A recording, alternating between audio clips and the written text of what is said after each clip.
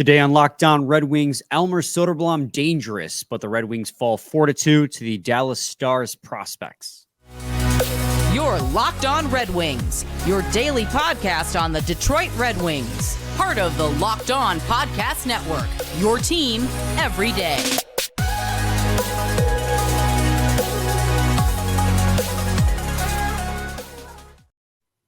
Welcome back to the Locked On Red Wings podcast. We are your hosts, Brian Fisher and Scotty Bentley. I'm a podcast producer for the Daily J, a WWJ News Radio podcast. Well, Scotty's a host over at Locked On Tigers, as well as a freelance journalist for the Detroit News. And today's episode is brought to you by FanDuel, official sportsbook of Locked On. Make every moment more. Right now, new customers can bet $5 to get $200 in bonus bets guaranteed. Visit FanDuel.com/LockedOn to get started. Scotty, we have a game to recap. That's just exciting to say. That is exciting to say. It's been a minute. I'm thinking we're back. The John Wick gif. Everyone's been using that all day today in regards to the Red Wings return. I mean, we joked about it yesterday, but we're going to be saying, yeah, we're back about 4 or 5 times in the next couple of weeks because, you know, it's different levels of back. This is the first domino that kind of falls en route to this season beginning. Obviously, you have the Prsopects tournament, which leads directly into training camp next week, which leads directly into preseason, which leads directly into the regular season. So, like, from here on out, guys, we're going to have Red Wings hockey to talk about every single day. So we're either going to have games to break down or news to talk about. And we're back to 5 days a week starting on Monday. So we're kind of back. We're kind of back. Kind of back, Scotty.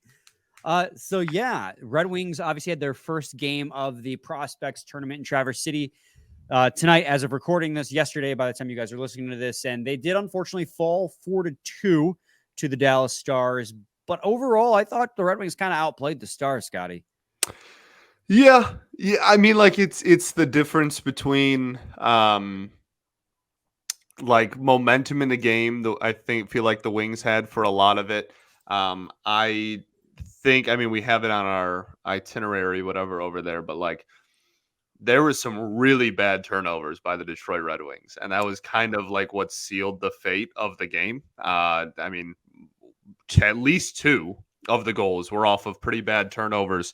And so, yeah, like I think that all things considered, the Wings probably played a better game, but, you know, turnovers are a part of the game, and it was like poor decision making. Like, it wasn't like, oh, that's just like a bad turnover, whatever. Like it was it was poor decision making, which is, you know, it's hard for me to just look at like a bad choice on a pass and be like, oh, we just won't count that. Like, so it was sloppy, and there were turnovers, but I do agree with your sentiment that, you know, I feel like the Wings kind of looked like the better team for most of the game. Yeah, I mean, it would be long stretches of the Red Wings just dominating in the offensive zone, playing keep away, and then it would end in a turnover that would come back the other way on an odd man rush and result in a goal.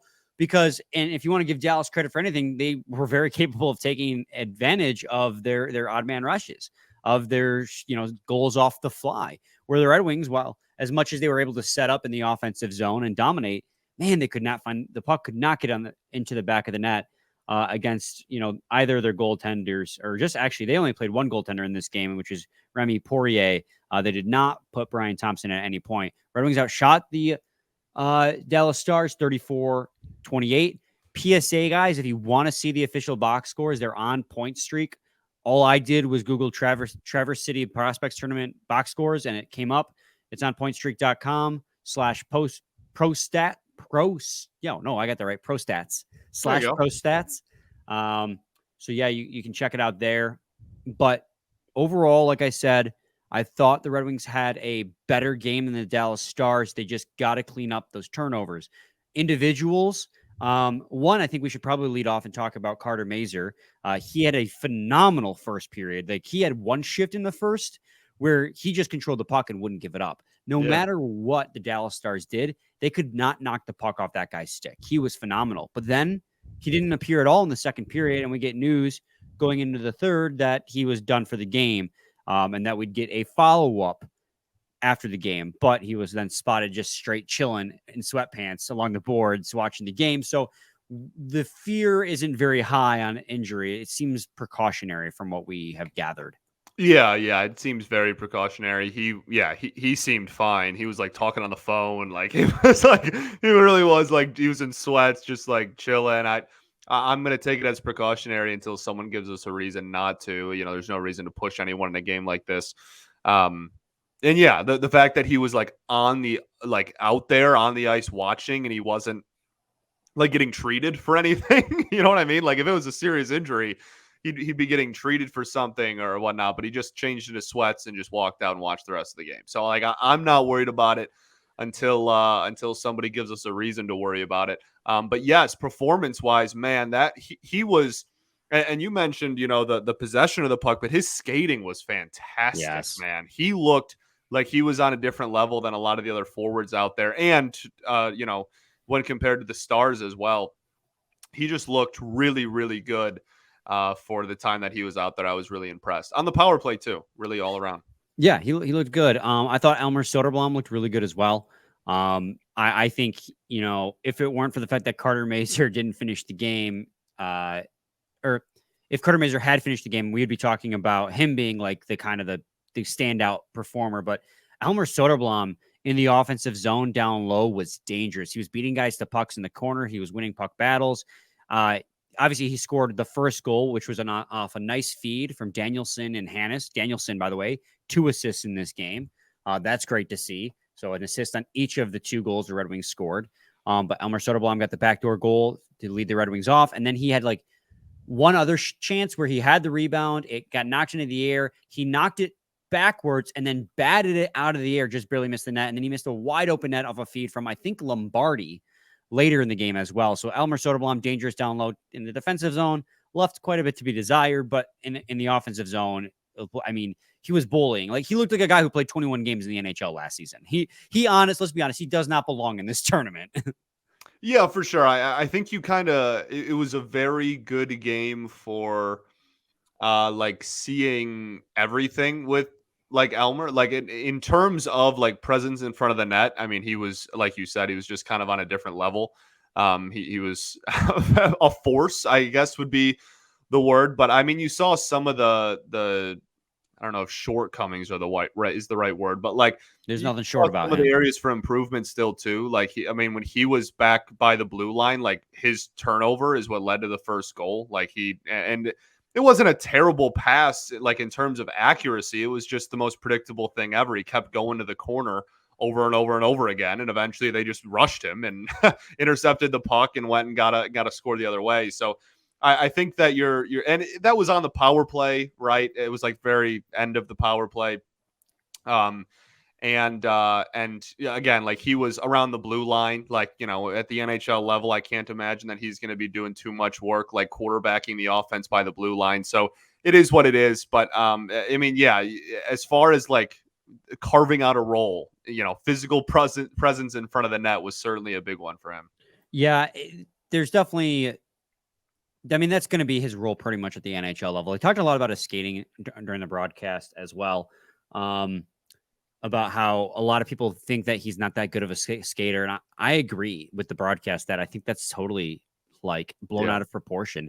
I mean, yes, his skating looks a little gumpy because he's 6'8", but with how long his strides are, like he's keeping up with the competition. He's beating guys to the corner. Like I thought his skating looks fine. I think the only thing he's going to lack because of his size is just pure agility. I don't think he's going to be able to like move side by side and stop and start as fast as other guys, but going full tilt, I think he's just as fast as other guys. I don't think it's as bad as people make it out to be. It's just, again, like we said, gotta make smarter plays. Can't have those turnovers. But man, when in the offensive zone, when he had the puck on his stick, for the most part, he was pretty good, pretty fun to watch. He was, man. Yeah, he has great hands for for his size and where he gets the puck usually. Like keeping the puck on your stick down there is impressive. So. We're going to take a quick break, and when we come back, we're going to talk about Sebastian Cossa and sprinkle in a little bit of the other players as well as we find time for them. But first, I got to talk to you guys today about FanDuel. Football season has kicked off, and FanDuel is giving you the chance to win all season long. Right now, when you bet a Super Bowl winner, you can get bonus bets every time they win in the regular season. Just pick any team to win the Super Bowl, and you'll get bonus bets for every victory. You can use your bonus bets on spreads, player props, odds and overs and unders, and more. So visit FanDuel.com/lockedon and start earning bonus bets with America's #1 sportsbook. That's FanDuel.com/lockedon. Segment 2, Lockdown Red Wings podcast. Scotty and I are talking about the 4-2 loss in game 1 of the Prsopects tournament to the Dallas Stars. And I want to talk a little bit about Sebastian Cossa. We talked about Carter Mazur. He looked great before the injury. Elmer Soderblom looked pretty dang good, dangerous even, down low in the offensive zone. I'll be honest, I wasn't that impressed with Sebastian Cossa's game. He only played the first half, so until the halfway mark of the second period. And I understand 2 of those goals that he allowed were off of 3-on-1s. But the first 2 goals, he was beat absolutely clean. The first goal, he was squared up with the shooter. He didn't make on that 3-on-1. The player did not make a pass. And he beat him clean, near side shoulder. Not a good look. Second one came high in the zone. It didn't look like a screen because there was really no one down low. Beat him high over the glove. Just being beaten clean on hard wristers is I'm not going to blow anything out of proportion because it's the Prsopects tournament, but it was just a little disappointing to see, a guy who played so well down the stretch with the Toledo Walleye kind of come out and almost lay an egg in the first game of the Prsopects tournament.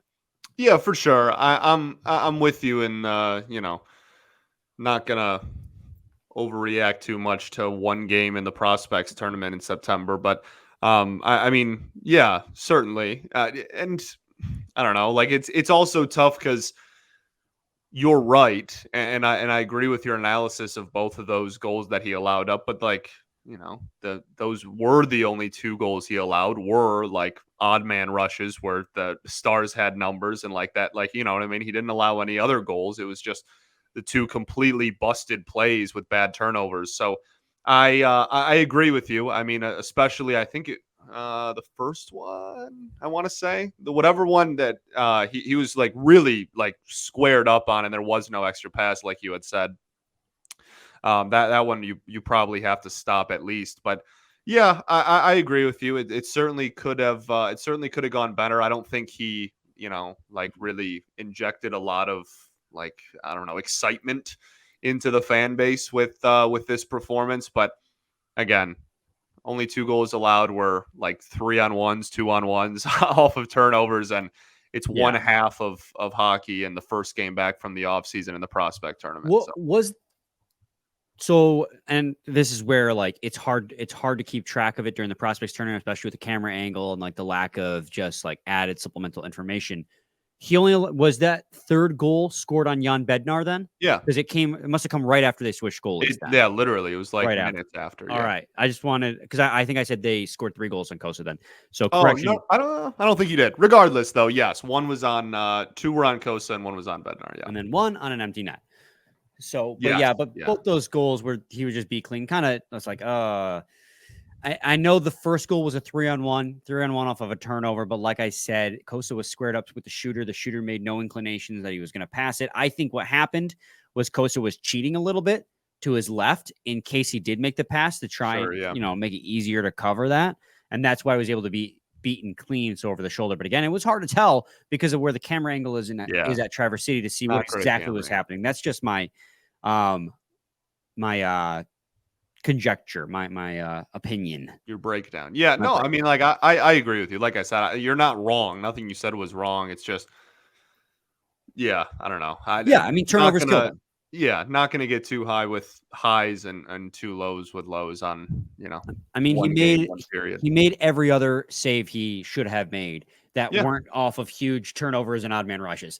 Right. I mean, so again, I'm not trying to bag on him too much, but it was a little disappointing. Yeah, well, we'll see what he does the rest of the tourney. And, obviously when training camp and stuff rolls around, that'll be one of the bigger storylines is going to be his predetermined role going into the beginning of the season. Yeah, absolutely. And so from there, Scotty, we kind of talked about the main things I want to talk about in this game, that being Soderblom, Mazur, Kosa. We talked about how the turnovers got to stop and how they really dominated most of the game outside of those turnovers. Yeah. What other players stood out to you that you want to mention?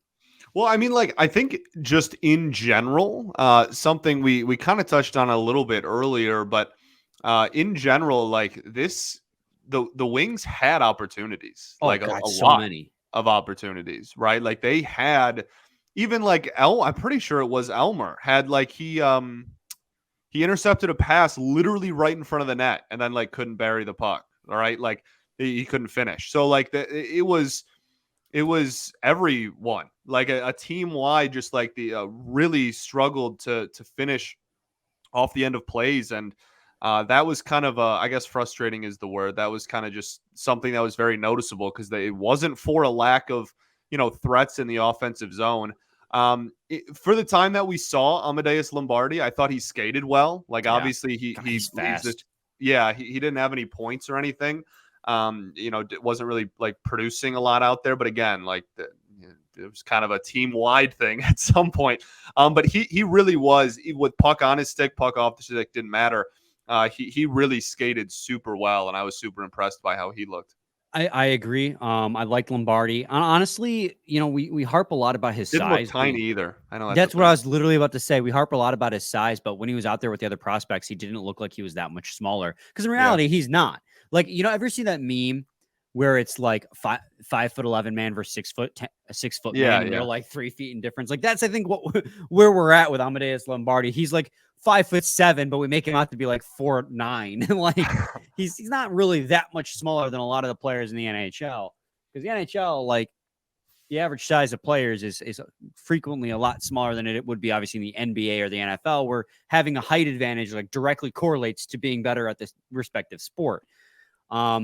It helps when you're playing a sport where the object you're trying to score is on the ground, rather than in the air. But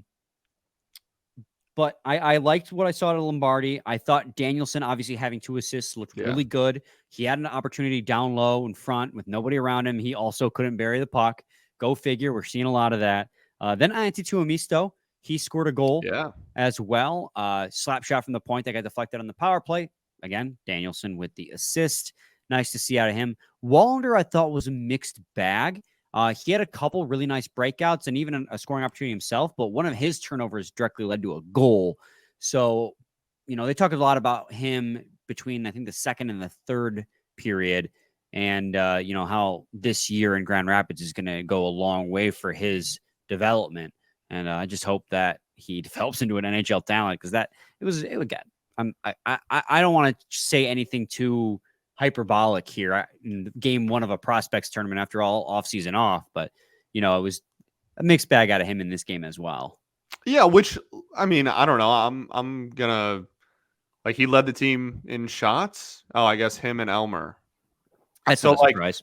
You know what I mean? Like, I don't know. I'm not going to I think that is where a lot of these players are going to be at this present moment, is going to be like, oh, you see the potential, but also you see mistakes. That's why they're playing in this game. Like like that's pretty like par for the course in my brain. So Soderblom had 6 shots.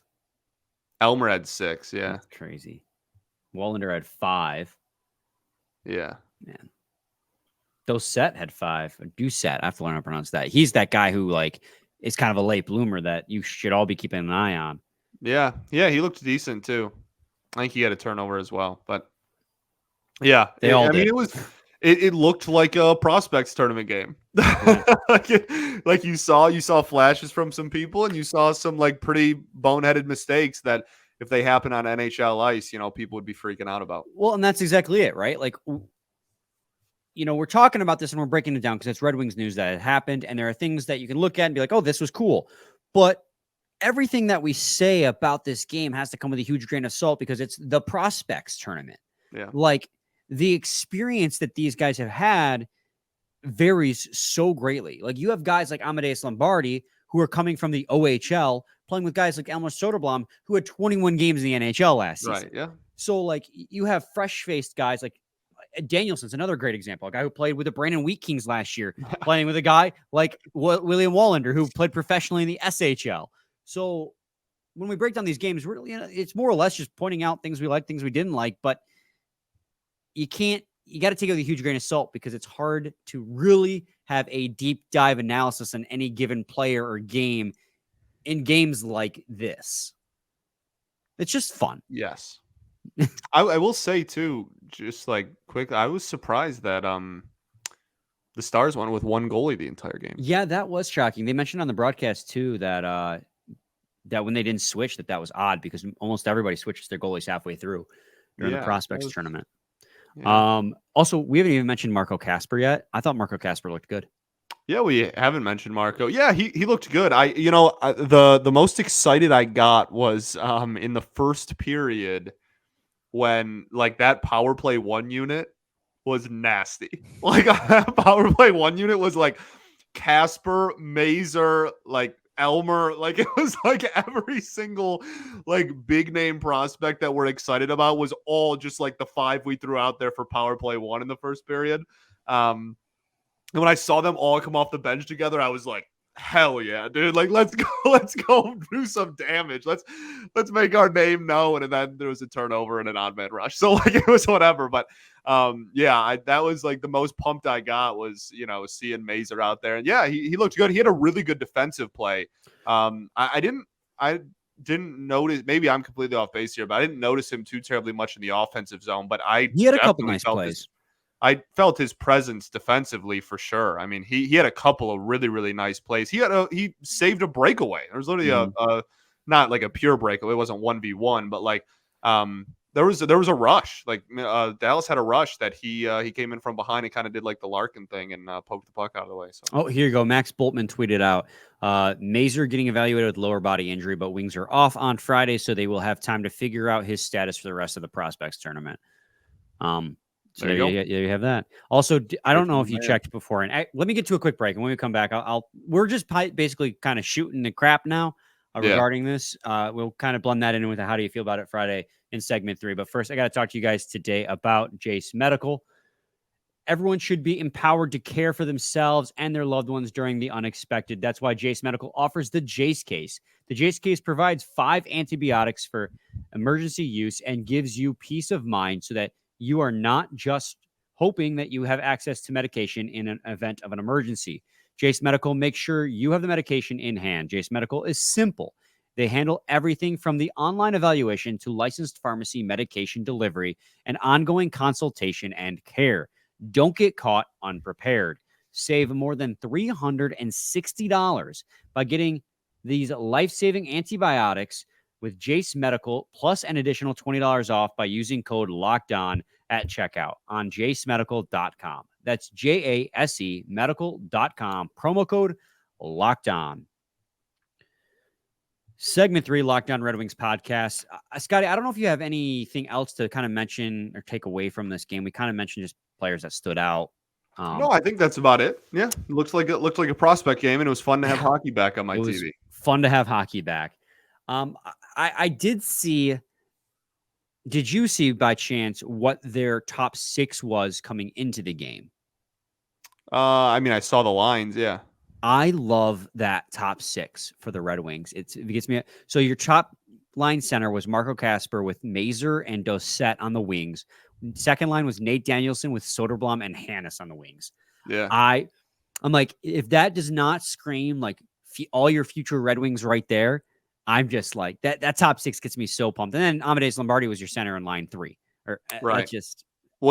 That's why I liked the power play unit so much, because it was pretty much that, right? Yeah. Like it was pretty much 5 of those top 6. They just had Elmer back on the blue line. They're like, you'll work. Like yeah, dude, that absolutely 100%. They just figured Soderblom would see the ice so well because you can see. Right. Yeah. They just had him quarterbacking it there. Like, screw it.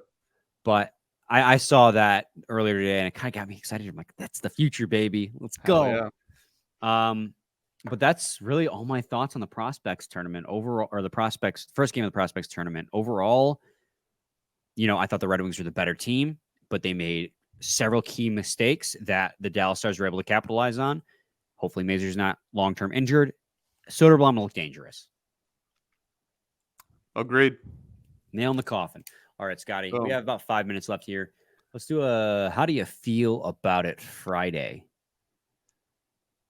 How do you feel about this Eagles Vikings game that's totally not on this TV to my right as we're talking right now? Like, are you rooting for a Eagles loss or a Vikings loss? For no particular reason, I'm rooting very, very, very hard for less than 48 points to be scored. Somebody visited FanDuel.com earlier today. Promo code LOCKEDON. I'm feeling pretty darn good about it at the present moment. Well, for no particular reason, I'm hoping that the Eagles win by a touchdown or more. Wow. No particular reason. No particular reason for that specific score difference. No, yes, but as long as less than 48 and a half points are scored, I will be very pleased with the outcome of this football game. There's a debate going on in Metro Detroit right now about whether or not you should be rooting for the Eagles or the Vikings in this game. Because people say if you're not afraid of the Vikings and you think this division is the Red Wings, you should be rooting for the Vikings to win because that will affect overall NFC seeding if the Eagles lose. Whereas everyone else is like, well, the Vikings are in your division, so you, of course, just want them to lose at every possible course. Where are you at on that one? This early in the season, I am rooting against my division. Okay. I think it's also like the Eagles are one of the best teams in football. Like I'm not gonna in week 2, I'm not gonna like hold my breath about like, oh, we need to have a better record than the Philadelphia Eagles, like a team that literally almost won the Super Bowl last year and has like a great roster still. Like I understand the logic, like I understand the sentiment, but this early in the season, I think you just be rooting against your division, and because you just want to be in first place for as long as possible. Sounds good. All right, what do you got for me? Honestly, I was going to ask you how you felt about under 48 and a half points to be scored in that football game. I stole it from him. How do you feel about 2 weeks left of Miguel Cabrera's baseball career? I don't know how you're going to feel about my answer. I mean, I don't think there's like a wrong answer. It's time, you know? Yeah. Like he had a great career, but his career has kind of been over for like 2 years. Yeah, at least, yeah. Yeah, so I'm excited for the new era to kind of begin. Obviously, I'm grateful for all the good times he gave us. I'm never going to forget, the Triple Crown and back-to-back MVPs. But I'm like, okay, now we can. And I like obviously all the I love every time he, passes another legend. Yeah. But I am very much ready for the next baseball season with hopefully some new faces in the clubhouse that'll help elevate this team.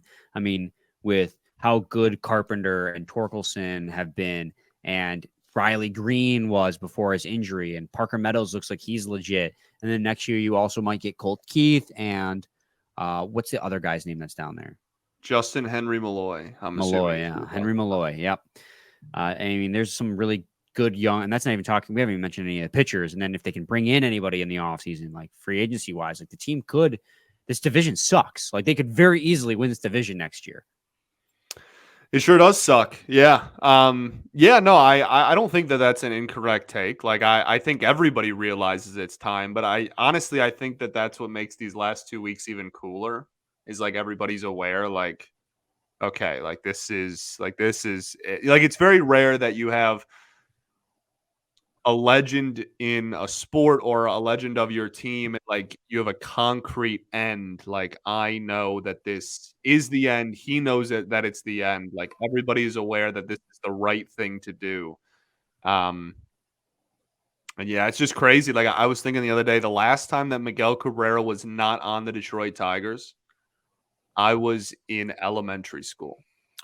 Yeah, he joined in what? 06, 05? 07. 07. I mean, I'm in my mid-20s. Like the last time that Miggy wasn't on my baseball team, I was like 8 or 9 years old.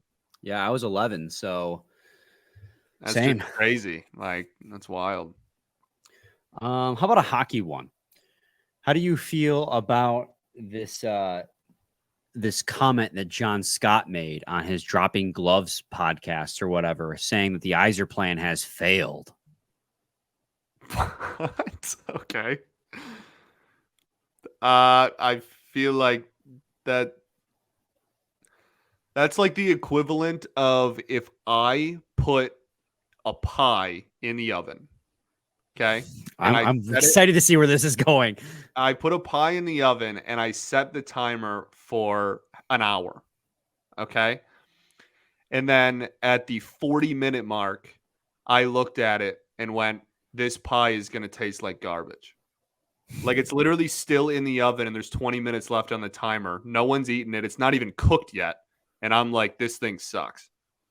That's the equivalent of that comment. Yeah. I mean, it's really short-sighted. I think it's really easy to look at 4 years of Steve Yzerman's tenure here and be like, what do they have to show for it? They haven't made the playoffs, until you like take a deep dive look at it. And you and I are obviously biased, right? We're huge Red Wings fans, Sure. but we're also very close to the situation, and that has its drawbacks and its pros. And the pro is like, we've seen every step of the way what Yzerman's had to do, fight tooth and nail to achieve with this team. You know, this team was on pace for like 45 points in 2019, and they fell to 4th overall. They didn't get, like, the draft lottery has screwed them over time and time again. They never once moved up in the draft, only ever moved down in the draft. When Yzerman took over, they legitimately had nobody in the prospects pool, and they were drowning in horrible contracts. He quite literally had to take what they have, tear it all back down, while simultaneously trying to rebuild the prospects pool without any premium draft picks. And he's done just that. So, yeah, it's really easy to look at this offseason as a vacuum and be like, oh, they're signing mediocre talent. The rebuild's a failure. But, like, in reality, when you see what Yzerman's done with what he's been given, it's been phenomenal. And plus, like you said, it's not even over yet. Like, they've improved every single year under Yzerman's tenure. Went from 45 points to like 60 points to 70 points to 80 points last year. Until they plateau or take a step backwards, that's I'm not worried. Literally not a comment that is like, yeah, that doesn't make any sense. Like, just what Yzerman has done with what he was given to start has been phenomenal. So when I see comments like that, and yeah, there are aspects of this rebuild that can be you can be critical of. I don't think it's been perfect. I'm not trying to suggest you should have blind faith in your general manager. We had an episode last season where we talked about, like, you know, the Yzer plan, like whether or not you can be critical of it. And we're both feel very strongly that you should be critical of your general manager at any given point. We gave a lot of carte blanche to Steve Yzerman when he first started out because of what he had achieved in Tampa. And plus, obviously, his legacy here. But we're at a point now where it's very, very fair to be like, I'm, looking at what and we have been critical too, like the Sherratt and the Hall signings. We've been critical on that. We're giving it the benefit of the doubt to see how it plays out, but we've questioned it. So, I mean, all things considered, I think he's done a pretty dang good job at making this team competitive. Like last year, they were, in the playoff hunt up until the deadline, and they weren't eliminated until the final game of the season. The season before that, that wasn't the situation. The season before that definitely was not the situation. I mean, they went from being eliminated from the playoffs in February in 2019 to wondering whether or not they should buy at the deadline in February of 2023. So, I mean, that alone speaks to the changes that this team has made. Yeah, I don't even think it's that I don't even think it's that complicated. It's literally just like you're commenting on something that's not done. Like, yeah. I don't know. Like, that's really all there is to it. To me, it's pretty cut and dry. Yeah, it's like you were saying. It's like if you had like a batch of cookies in the oven, and halfway through, you turn on the oven light, and you saw that they were still doughy, and you're like, it's failure. It's over. It's like these aren't done. Like, I don't know. That's really. Really quickly, I'll ask you a hockey one, and then we'll get out of here. How do you feel about? What if I just like randomly picked a team? I was just like, how do you feel about this? I'd team? answer you. How do you feel about pancakes? No. Okay, I'm just so this is dead air. This is not good. How do Dead you air. feel about the how do you feel about the Devils? Last season they were like supposed to be bad and ended up being really good. Do you expect that to carry over into this year? I know. I think they're very good. I Okay. expected them to be good eventually because they Yeah, had they such. just jumped. They just They jumped. jumped Yeah. sooner than I expected. I didn't think they'd be as good as they were last year. It was incredible the year that they had, and I think they are legit because that prospects pool that they had is incredible, especially now that the addition of Luke Hughes. You know, some of the guys they acquired this offseason as well. Jack Hughes is phenomenal. Yeah. I really love that Devils team. I think they're really good, and I think they're a legitimate threat in the Stanley Cup conversation. Agreed. I think their big question mark still is goaltending, but that seems to be the ongoing trend around the league. Yes. The Didn't goalie's very valuable. Didn't they sign a new goalie this offseason? I don't keep track on every single move that every team does. Remember last season? Oh yeah, it's Akira Schmid and Vitek Vanacek. Their goaltending is going to be a thing for them. Vanacek, nice. Whatever. So, although he was pretty good last year, 9-11 and 52 games played. So maybe not. I mean, I'm just showcasing how like casual of a Devils watcher I am right now. no, but like still, I mean, but yeah, all right. I like them. I like them a lot. They're one of the more fun teams to watch in the league right now. they were certainly fun last year. Yeah. So, all right, Scotty, let's send them off into the weekend. Let's do it. We'll have like 2-3 more prospects tournament games to talk about when we come back on Monday. 2. Yeah, so stay tuned for that. Same time, same place. It's your team every day. Every day. We ball.